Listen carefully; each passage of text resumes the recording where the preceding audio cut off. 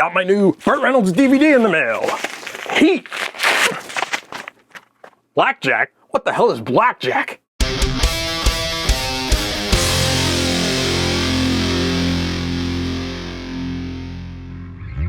Hello, I'm Gator McKlusky.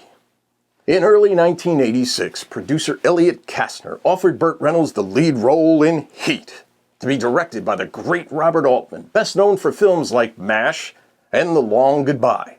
Plus, they had a screenplay by William Goldman, who had won Academy Awards for Butch Cassidy and the Sundance Kid and All the President's Men. Sounds pretty good, right? Unfortunately, the production was a disaster. 2 days before shooting started, Altman hit producer Elliot with a beer bottle. Hey, asshole! Oh, shit! Oh, shit! I hit him! And quit the movie. Altman was then replaced by director Dick Richards, who had a few impressive credits to his name, including the 1975 film Farewell, My Lovely. And Richards also produced Tootsie in 1982, so this guy was clearly a reasonable fit at the time. But Burt had little patience for Richards and at one point knocked him out cold.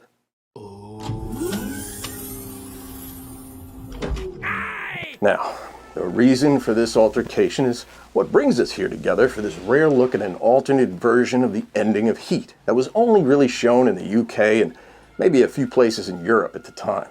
See, Kastner and Richards started to worry that it'd be bad box office if the Peter MacNicol character Cyrus died in Burt's arms as it was written in the original screenplay. So, Richards decided to shoot the scene two different ways. But after close examination of this scene, I could not find any differences in the two versions.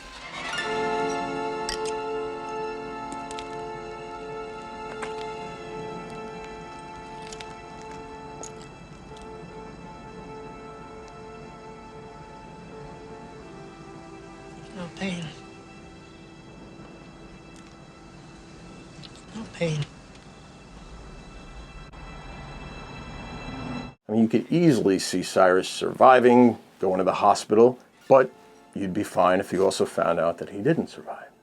Considering Burt had come off such a horrible experience on the film Stick, where the studio forced him to change the original story, he wanted to shoot this movie as it was written on the page.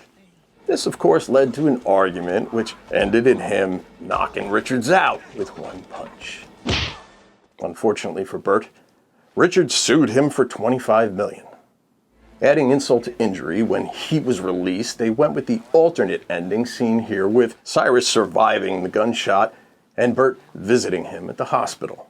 I mean, this actually appears to be shot at a different time. If you notice, Burt's hair is a little different in this scene. And then after the hospital, the film ends with Burt enjoying his new life in Italy. This here is how Burt wanted the film to end. And it shows what the UK and others knew to be the only version of the film.